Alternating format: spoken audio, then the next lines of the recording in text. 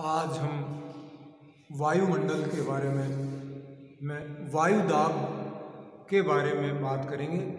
वायु दाब किसे कहते हैं, वायु दाब को कौन कौन से कारक प्रभावित करते हैं और पृथ्वी पर कौन कौन सी वायु दाब की पेटियां पाई जाती हैं। सबसे पहले तो अपन बात करें कि वायुमंडल में विभिन्न प्रकार की गैसें व अन्य भौतिक पदार्थ पाए जाते हैं और इन सभी भौतिक पदार्थों में बहार होता है तथा इनका भूपृष्ठ पर वायु दाब के इस बहार या दाब को वायु दाब कहा जाता है। यह वायु दाब सागर तल पर सबसे ज़्यादा पाया जाता है तथा उसके अलावा अन्य क्षेत्रों पर यह अलग अलग चीज़ों से प्रभावित होता रहता है। इस वायु दाब को सबसे पहले टोरिसेली ने 1643 में नापा था। 1643 में सबसे पहले वायु दाब को टोरिसेली ने नापा था। इसमें बताया है कि सबसे ज़्यादा वायु दाब का भार सागर तल पर पाया जाता है। यह वायु दाब मिलीमीटर, सेंटीमीटर या बैरोमीटर के द्वारा अलग अलग चीज़ों पे नापा जाता है। इसको वायु मिलीबार के रूप में भी अपन बताते हैं। मिलीबार या सेंटीमीटर में भी या इंच में भी नापते हैं। इसको मापने के लिए बैरोमीटर का सबसे ज़्यादा प्रयोग किया जाता है। इस वायु दाब को अलग अलग क्षेत्रों में अलग अलग चीज़ें प्रभावित करती हैं। सबसे पहले बात करें कि इस वायु दाब को कौन कौन से कारक प्रभावित करते हैं, जिनमें सबसे पहले तापमान वायु दाब को प्रभावित करता है। जिन क्षेत्रों में तापमान की मात्रा ज़्यादा होगी तो तापमान के कारण हवाएं हल्की हो जाती हैं तथा ऊपर उठने लग जाती हैं, तो तापमान के कारण वायु दाब कम पाया जाता है। तो उष्ण प्रदेशों में वायु दाब कम पाया जाता है तथा शीत प्रदेशों में वायु दाब ज़्यादा मात्रा में पाया जाता है। इस प्रकार अपन देखेंगे कि तापमान वायु दाब को प्रभावित करता है। उसके बाद में अगर बात करें आर्द्रता भी वायु दाब को प्रभावित करती है। आर्द्रता युक्त वायु सामान्य वायु से हल्की होती है, तो जिस वायु में आर्द्रता की मात्रा ज़्यादा पाई जाती है वो वायु या वहाँ पे वायु दाब कम पाया जाता है तथा जिसमें आर्द्रता की मात्रा कम पाई जाती है उस क्षेत्र का वायु दाब ज़्यादा पाया जाता है। इस प्रकार अपन देखें कि तापमान, आर्द्रता दोनों चीज़ें वायु दाब को प्रभावित करती हैं। इसके अलावा ऊंचाई, जो अपन समुद्र तल से ऊंचाई की ओर जाते हैं तो वायु दाब घटता चला जाता है। सबसे ज़्यादा वायु बार समुद्र तल पर तथा ऊंचाई की ओर जाते हैं तो वायु का दाब कम होता चला जाता है और बहुत ऊंचाई पर वायु दाब बहुत ही कम हो जाता है। तो ऊंचाई भी वायु दाब को प्रभावित करती है। इसके अलावा पृथ्वी की गतियाँ, पृथ्वी की दैनिक गति है, वायु दाब में जो दैनिक परिवर्तन होते हैं, ये सारी चीज़ें वायु दाब को प्रभावित करने वाले कारक माने जाते हैं। अगर अपन यूँ बात करें तो पृथ्वी पर कौन कौन सी वायु दाब की पेटियां पाई जाती हैं, तो उन पेटियों के बारे में सबसे पहले बात करें तो सबसे पहले भूमध्य रेखा के दोनों ओर 5 डिग्री उत्तर से 5 डिग्री दक्षिण के बीच भूमध्य रेखीय न्यून वायु दाब या जिसको डोल्ड्रम के नाम से जानते हैं या शांत पेटी के नाम से जानते हैं, तो भूमध्य रेखा के दोनों ओर 5 डिग्री उत्तर से 5 डिग्री दक्षिण के बीच में कम वायु दाब की पेटी पाई जाती है जिसे भूमध्य रेखीय न्यून वायु दाब कहा जाता है। यहाँ पे सूर्य की किरणें लगातार सीधी गिरने के कारण यहाँ की हवाएं गर्म होकर सामान्य धाराओं के रूप में ऊपर उड़ती रहती हैं तथा वो हवाएं 30 अक्षांशों 25 से 30 अक्षांशों के आसपास जाके नीचे उतरने रहती हैं। इस कारण इस प्रदेश में वायु दाब बहुत कम पाया जाता है, जिसे भूमध्य रेखीय न्यून वायु दाब की पेटी या डोल्ड्रम या शांत पेटी के नाम से जानते हैं। तो सबसे पहले ये पेटी भूमध्य रेखा के दोनों ओर 5 डिग्री उत्तर से 5 डिग्री दक्षिण के बीच में पाई जाती है।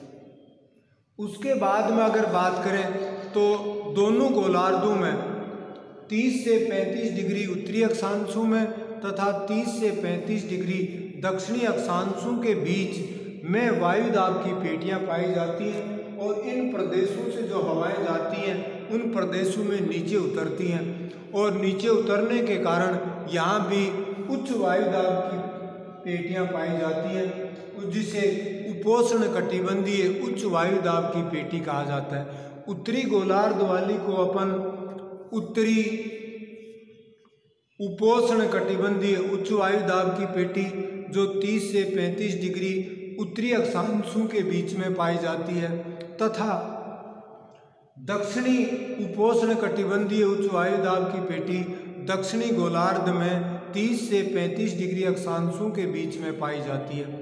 तो इस प्रकार दूसरी पेटी दोनों गोलार्धों में 30 से 35 डिग्री अक्षांशों के बीच में उपोष्ण कटिबंधीय उच्च वायु दाब की पेटी पाई जाती है। ये उच्च वायु दाब की पेटी उत्तरी गोलार्ध में 30 से 35 डिग्री उत्तरी अक्षांशों के बीच में तथा दक्षिणी गोलार्ध में 30 से 35 डिग्री दक्षिणी गोलार्ध के बीच में पाई जाती है। इन प्रदेशों में भूमध्य रेखीय प्रदेशों से जो हवाएं उड़ती हैं ये हवाएं उन प्रदेशों में जाके नीचे उतरने लगती हैं। इस कारण यहाँ पे उच्च वायु दाब के केंद्र पाए जाते हैं तथा इसे उपोष्ण कटिबंधीय उच्च वायु दाब की पेटी कहा जाता है। उसके बाद में अगर अपन बात करें तो 60 से 65 अक्षांशों के बीच में दोनों गोलार्धों में 60 से 65 डिग्री उत्तरी अक्षांशों में तथा 60 से 65 दक्षिणी अक्षांशों के बीच में न्यून वायु दाब की पेटियां पाई जाती हैं, जिसे उपध्रुवीय न्यून वायु दाब की पेटी कहा जाता है। ये न्यून वायु दाब की पेटी पृथ्वी की घूर्णन गति के कारण इन अक्षांशों की हवाएं ध्रुवीय प्रदेशों की तरफ या उपोष्ण कटिबंधीय प्रदेशों की तरफ स्थानांतरित होने के कारण इन प्रदेशों में भी न्यून वायु दाब की पेटियां पाई जाती हैं, जिसे अपन उत्तरी गोलार्ध में उत्तरी उपध्रुवीय न्यून वायु दाब की पेटी तथा दक्षिणी गोलार्ध वाली को दक्षिणी उपध्रुवीय न्यून वायु दाब की पेटी के नाम से जानते हैं। फिर उसके बाद में अगर बात करें अपन तो दोनों ध्रुवीय प्रदेशों में जहाँ पे तापमान बहुत कम पाया जाता है, तापमान की कमी के कारण इन प्रदेशों में लगातार वायु दाब ज़्यादा पाया जाता है, जिसे ध्रुवीय उच्च वायु दाब की पेटी कहा जाता है। उत्तरी गोलार्ध में इसे उत्तरी ध्रुवीय उच्च वायु दाब की पेटी तथा दक्षिणी गोलार्ध में इसे दक्षिणी ध्रुवीय उच्च वायु दाब की पेटी कहा जाता है। इस प्रकार अपन देखें तो इस पृथ्वी पर 3 न्यून वायु दाब की पेटियां तथा 4 उच्च वायु दाब की पेटियां पाई जाती हैं। इस प्रकार इस पृथ्वी पर 7 वायु दाब की पेटियां हैं और ये वायु दाब की पेटियां ही उन क्षेत्र की हवाओं को तथा उस क्षेत्र को प्रभावित करती हैं। अगर अपन यूँ बात करें तो ये 7 वायु दाब की पेटियां, पहली वायु दाब की पेटी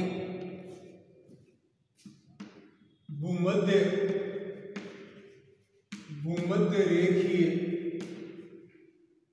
न्यून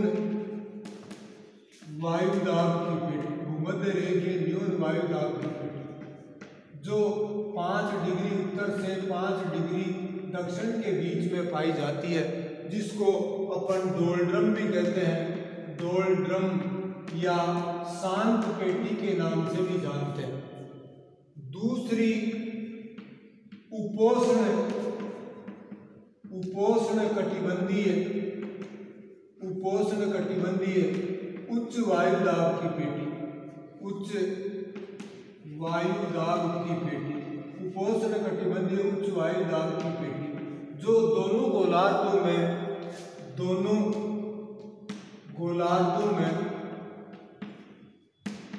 30 से 35 डिग्री अक्षांशों के बीच उत्तर व दक्षिण दोनों गोलार्धों में पाई जाती है। तीसरी बात करें तो उप ध्रुवीय न्यून वायु दाब की पेटी, उप ध्रुवीय न्यून वायु दाब की पेटी, जो 60 से 65 डिग्री अक्षांशों के बीच में दोनों गोलार्धों में पाई जाती है। उत्तरी गोलार्ध में उत्तरी ध्रुवीय न्यून वायु दाब की पेटी तथा दक्षिणी गोलार्ध में दक्षिणी ध्रुवीय न्यून वायु दाब की पेटी। तथा 4 नंबर पे अगर अपन बात करें तो चौथी नंबर की ध्रुवीय उच्च वायु दाब की पेटी। ये पेटी भी ध्रुवीय प्रदेशों में उत्तरी ध्रुवीय तथा दक्षिणी ध्रुवीय उच्च वायु दाब की पेटी। इस प्रकार अपन देखें 2 ध्रुवीय प्रदेशों में, 2 उप ध्रुवीय प्रदेशों में तथा 2 उपोष्ण कटिबंधों में तथा 1 भूमध्य रेखीय प्रदेशों में। इस प्रकार इस पृथ्वी पर 7 वायु दाब की पेटियां पाई जाती हैं। इनमें से 3 न्यून वायु दाब की पेटियां हैं तथा 4 उच्च वायु दाब की पेटियां हैं। ये वायु दाब की पेटियां उस क्षेत्र में चलने वाली हवाओं की दिशा, हवाओं के डायरेक्शन को बहुत ज़्यादा रूप से प्रभावित करती हैं तथा ये उस क्षेत्र के तापमान, वर्षा, आर्द्रता सभी चीज़ों को प्रभावित करती हैं तथा वर्षा की मात्रा भी इन्हीं से प्रभावित होती है। तो इस प्रकार अपन देखें कि वायु दाब की पेटियां किस तरह से सबसे ज़्यादा रूप से कहाँ पाई जाती हैं और किस तरह से प्रभावित करती हैं। तो आपको बताया कि पृथ्वी पर या पृथ्वी के धरातल पर वायु का दबाव या भार को ही अपन वायु दाब कहते हैं तथा वायु दाब सबसे ज़्यादा समुद्र तल पर पाया जाता है और यह इंच के द्वारा, सेंटीमीटर के द्वारा या मिलीबार के द्वारा नापा जाता है। अगर अपन सामान्यतः बात करें तो समुद्र तलों पर लगभग 1026 के आसपास या 1013 मिलीबार के आसपास दाब पाया जाता है और ये अलग अलग क्षेत्रों में अलग अलग प्रकार से प्रभावित होता है। इस तरह से अपन बताएं कि वायु दाब क्या चीज़ है, वायु दाब को कौन कौन से कारक प्रभावित करते हैं। वायु दाब समदाब रेखाओं के द्वारा समान दाब को मिलाने वाली रेखाएं समदाब रेखाएं कहलाती हैं और इन समदाब रेखाओं के द्वारा अपन वायु दाब को के बारे में ज्ञात कर सकते हैं कि कौन से क्षेत्र में कितने क्षेत्र या कितने मिलीबार वाली समदाब रेखाएं गुजर रही है। इस प्रकार आपको हमने वायु दाब किसे कहते हैं, वायु दाब को सबसे पहले किसने नापा, वायु दाब को कौन कौन सी चीज़ें प्रभावित करती हैं और पृथ्वी पर कौन कौन सी वायु दाब की पेटियां हैं, इनके बारे में आज आपको जानकारी दी। बहुत बहुत धन्यवाद। Thank you sir.